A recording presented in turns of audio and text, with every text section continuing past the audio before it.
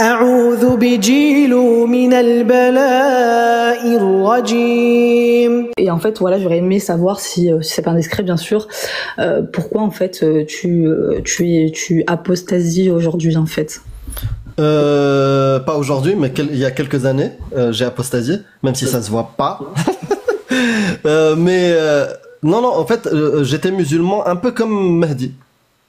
C'est-à-dire que pour moi, le prophète, il a aboli l'esclavage. Allah, il a interdit à l'homme de frapper la femme, de bien s'occuper d'elle. Chacun est libre de croire ou ne pas croire. Chacun a le droit, tu vois, ces choses-là, que la femme a des droits dans l'islam. Plein de choses comme ça. Ça, c'était l'islam auquel moi je croyais, même si j'avais aussi des choses que j'acceptais en tant que musulman, qu'aujourd'hui je n'accepte pas, par exemple l'homophobie. À cette époque-là, j'étais homophobe, clairement. Voilà. Moi, ça me dérangeait pas quand je lisais dans le Coran ou dans des hadiths qu'il fallait pragmatiser les homos. Je le dis, à cette époque-là. Donc un jour, j'ai commencé à lire le Coran et faire le travail dont tu parles là, et j'ai découvert que c'est en contradiction avec mes valeurs. Mais au-delà de mes valeurs, je me suis aussi posé la question de la véracité de l'islam. Est-ce que c'est vrai que c'est un message divin? Est-ce que c'est vrai que c'est une vraie prophétie? Est-ce qu'on a des preuves de ça? Est-ce qu'il y a quelque chose de convaincant dans le Coran ou quelque part qui me prouve que le Coran est la parole divine? Tous ces trucs-là, c'était un cheminement de plusieurs années qui se sont terminés par j'y croyais plus en fait. Donc j'ai résumé, mais il y a plein de sujets parce que en fait moi je suis né au Maroc, j'ai grandi dans l'islam, j'ai grandi dans un environnement arabophone en plus. Je suis resté plus de 20 ans au Maroc. Je suis arrivé plus tard en Europe, mais c'est-à-dire j'ai pas pu facilement m'extirper de l'islam, genre du jour au lendemain en brossant les dents. Ah, je suis plus musulman. Oui, je comprends parfaitement, voilà. Parce que j'ai aussi été dans cette situation-là. Sauf que moi, ça s'est fait avec l'effet inverse. Voilà, ça s'est fait plutôt avec l'effet inverse. En fait, c'est en allant chercher et que... En fait, aujourd'hui, le problème, c'est qu'on a beaucoup affaire à des gens qui montent... les gens qui ont passé juste avant, qui montent sur ce live, en fait, et en fait, qui parlent sans source. Alors qu'en fait, la base de l'islam, c'est parler avec source. Et à partir du moment où je me suis mise à chercher en fait par moi-même en lisant les sources concrètement, je les connais pas par cœur. Hein. Moi, je suis juste une lectrice et je suis pas... Parce qu'en fait, il y a les gens qui lisent et il y a les gens qui apprennent. Ouais, dans la lecture des choses. Et c'est vrai qu'en fait, j'ai remarqué que c'était complètement à côté de la plaque de ce que tout le monde dit. En fait, c'est intéressant que chez toi ça ait fait l'effet inverse, parce que clairement moi l'objectif le jour où j'ai commencé à lire, c'était d'approfondir mes connaissances, être encore plus pieux, être plus croyant, me rapprocher d'Allah. Et en commençant à lire, je n'ai trouvé aucune bonne raison de continuer à croire. Quand je dis une bonne raison qui prouverait que le Coran est divin. Je ne sais pas toi, puisque tu me dis que ça a fait l'effet inverse, quelles étaient les lectures ou les choses qui t'ont finalement convaincu? Parce que je pense que toi, tu étais dans un doute et tu voulais t'extirper du doute. Et en lisant, tu as été convaincu. Alors moi, ce qui s'est passé, c'est que moi, j'ai été élevée aussi, enfin, on va dire dans la religion entre guillemets, quoi. En fait, ce qui s'est passé, c'est que moi, j'avais beaucoup d'a priori justement sur la femme, etc. Je vais pas dire que j'étais une féministe, mais voilà, j'étais une rebelle en fait. J'ai toujours été une rebelle de base. Et en fait, avec tout ce qui se disait, etc. Avant, je pensais exactement la même chose que ce que tu penses aujourd'hui, en me disant, oui, la femme n'a aucun droit, etc., etc., etc., et tout ce qui s'ensuit.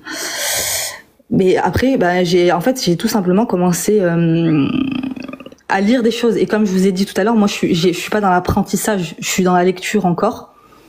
Donc, ce qui fait que si vous me demandez quelle est ta source, etc., je pourrais pas vous la donner, sauf si je dois chercher en même temps. Mais c'est vrai que, en fait, j'ai lu des choses et en fait, ma compréhension, elle s'est faite. Je sais pas comment expliquer ça. En fait, c'est comme s'il y avait plusieurs paliers de lecture, en fait. C'est comme s'il y avait une palier terrestre. En fait, je sais que c'est super bizarre ce que je vais dire. C'est pas forcément rationnel. C'est ésotérique. Voilà, il y a plusieurs degrés en fait. Et aujourd'hui, clairement, moi je trouve personnellement, mais ça c'est vrai que c'est un avis personnel et je sais qu'on n'est pas ici pour donner son avis personnel, Mais je trouve qu'en fait, il y a personne qui pratique sa religion correctement, quoi. Et j'en fais partie aussi également. Non, mais je sais pas, hein, Cassius pourra te tirer. Moi, je n'ai jamais eu la posture d'une autorité islamique en train de dire aux gens, toi tu pratiques bien, toi tu pratiques pas. Je parle même pas des gens. Je parle de la doctrine. Je parle de l'islam sunnite. Nous, depuis tout à l'heure, c'est vrai, hein. C'est ce qui est écrit, parce que moi, quand vous avez donné des hadiths, je sais que c'est des hadiths que j'avais déjà lus. Tu sais, moi, mes parents ou ma famille, super, ils sont musulmans. Mes parents sont musulmans. Je n'ai pas du tout l'envie d'aller leur dire t'es un bon musulman ou pas. Tu vois ce que je veux dire?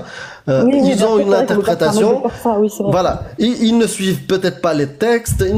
Mais c'est pas grave, je m'en fous. C'est leur. Je suis pour la liberté de conscience. Chacun fait comme il veut. Exactement. En revanche, sur ce live, avec Cassius, avec Jack ou avec d'autres personnes avec lesquelles on fait ce travail-là, en fait, on parle de la doctrine de l'islam sunnite. C'est-à-dire, si tu me dis que l'islam a donné des droits à la femme, parce que moi j'ai regardé aussi.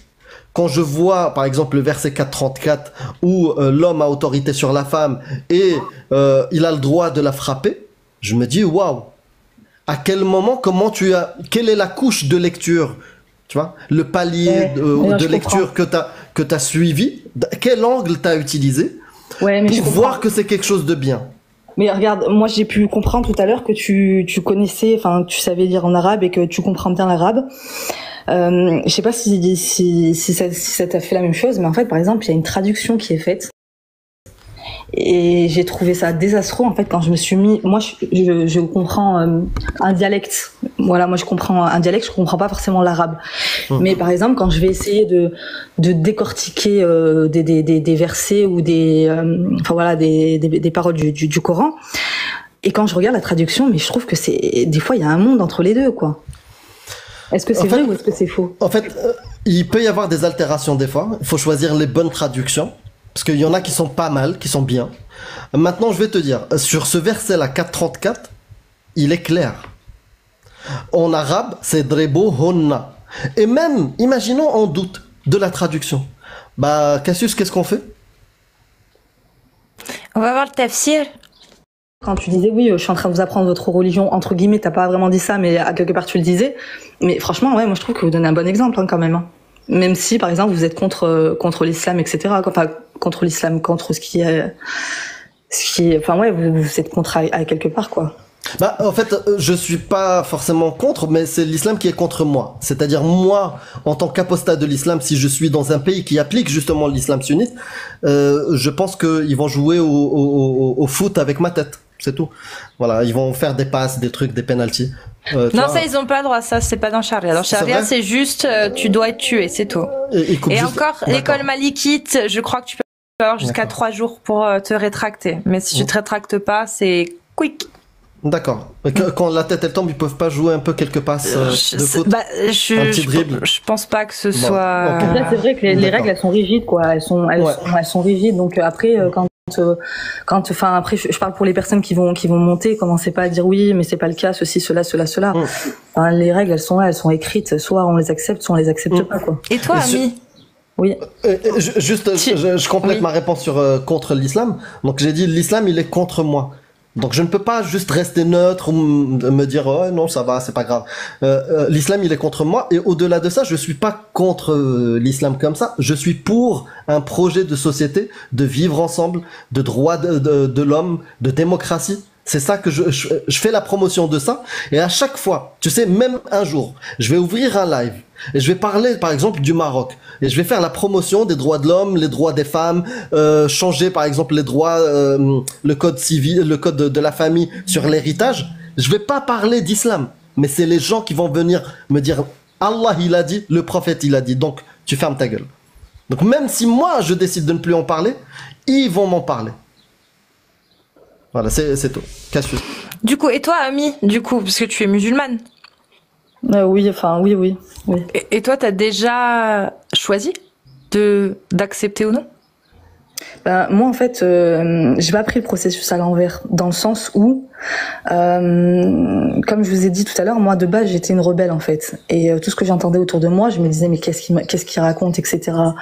Je prenais, enfin voilà, pour la liberté de la femme, enfin je prêtais même pas attention. Pour moi, je trouvais ça dégradant, etc. et tout ce qui s'ensuit. Donc il y a eu un moment donné où il s'est passé certaines choses dans ma vie. Et j'ai décidé de prendre le taureau par les cornes et donc de prendre moi-même les livres et de lire en fait. Et quand à partir du moment où je me suis mise à lire, donc avant moi je pensais que l'islam était contre la femme, et en me mettant à lire en fait finalement j'ai vu l'inverse. Et malheureusement aujourd'hui les gens ne connaissent pas leur religion, ne lisent pas réellement les textes, dans le sens où je suis désolée, je sais pas comment l'expliquer en fait. Vraiment, c'est dommage. Hein.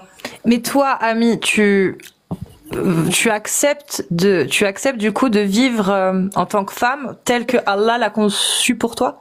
Moi, je suis à la recherche de la vérité en fait. Voilà, ça a commencé comme ça. Je suis à la recherche de la vérité. Donc ça veut dire que moi je lis, je prends et je prends les informations. Donc moi je cherche la vérité, je cherche limite la voie dans tout ce brouillard en fait, dans tout ce raffut. Vous voyez ce que je veux dire ou pas? Ouais.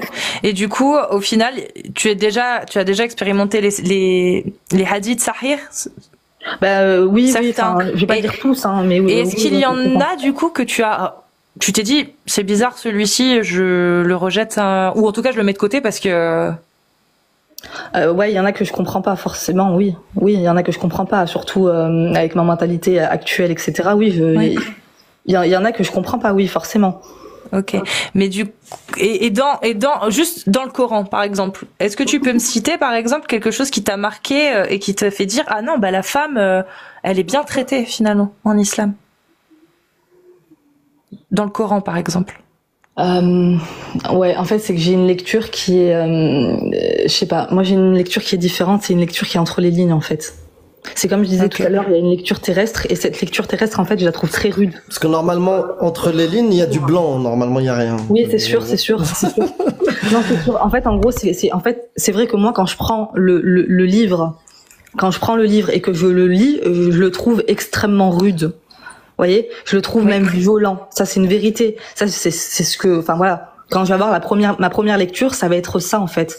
Mais quand je vais lire avec un autre organe que la raison, en fait, par exemple, si je vais le lire avec le cœur, je vais avoir une autre lecture qui sera complètement différente. Je sais, enfin, Amir, je peux voir. Et quand tu vas lire les tafsirs, je vous jure, c'est. Et quand tu vas lire les tafsirs, est-ce que tu as l'impression que ton interprétation est similaire à celle qu'il y a dans le tafsir? Moi, c'est ce que je suis en train de vous dire. Moi, je suis en train d'apprendre, et le but, en fait, c'est moi, j'ai envie de me sentir guidée. Vous voyez ce que je veux dire? Après, en fait, moi, j'ai du mal avec. J'ai besoin de savoir qui est-ce qui dit ça. En fait, j'ai besoin de connaître la source, etc. D'où elle vient, dans quel contexte, en quelle année, pourquoi, etc. Comment elle a été éloignée, proche. Enfin, j'ai besoin de savoir tout ça, en fait. Dans les tafsirs, tu as ces informations-là, le contexte de révélation, tu as plein de choses. Ouais, maintenant, je vais te dire un truc. Je vais être sincère avec toi et je vais aller, à la fin de la discussion, parce qu'on peut faire le cheminement et arriver. Mais comme on dit en marocain, je vais venir par la fin. J'aime bien quand on arrive à la fin aussi, comme ça au moins c'est cash. Je vais te dire la vérité. Bien sûr, l'endoctrinement est tellement puissant, et la peur de Adab al-Qabr, la peur du châtiment de la tombe, la peur des tourments de la tombe et de Jahannam, l'enfer et les trucs comme ça, mettre un filtre sur ton cerveau qui est rationnel, ta première lecture dans laquelle tu vas trouver que c'est abominable, que c'est violent, que ça donne pas les droits aux femmes, que tu peux pas accepter, tu es rebelle, tu peux pas accepter qu'un homme ait autorité sur toi juste parce qu'il a un organe externe et toi tu t'en as pas. Il a l'autorité sur toi et il a l'autorisation de te frapper. Je ne pense pas que tu puisses accepter ça. Donc qu'est-ce qu'on fait quand on est endoctriné? Et je l'ai été, je te l'ai dit. Tu endors ton cerveau et tu commences à parler ésotérique, mais moi, tu sais, je réfléchis avec le cœur. Mais en fait, il y a des règles. Je termine. Ok. T'as été à l'école, tu sais très bien que le cœur n'est pas un organe avec lequel on réfléchit. Voilà. Je me suis menti parce qu'il y a des hadiths qui te disent oui, le cœur, on réfléchit avec le cœur. Cette époque-là, au 7e siècle, ils croyaient que le cœur pouvait influencer la réflexion, voilà. Qu'on réfléchissait avec le cœur. Mais aujourd'hui, on a les connaissances de 2024. On sait que c'est le cerveau. Donc ton cerveau, quand tu as lu la première fois, fais-toi confiance, c'est juste ça. Mais pour continuer à te faire confiance, bah regarde comment ont fait les gens, les savants de cette époque-là, tabi'in, sahaba, les gens qui étaient proches, comment ils ont interprété la parole du prophète. Quand ils n'ont pas compris la parole d'Allah, ils ont demandé au prophète, ils lui ont dit, qu'est-ce que veut dire ça? Pourquoi tu dis wal muhsanat min nisa'ikum? Pourquoi? Quand tu parles de milk al-yamin, c'est quoi milk al-yamin? Ben, il a répondu, le prophète, il leur a expliqué ces choses-là. C'est dans les tafsirs.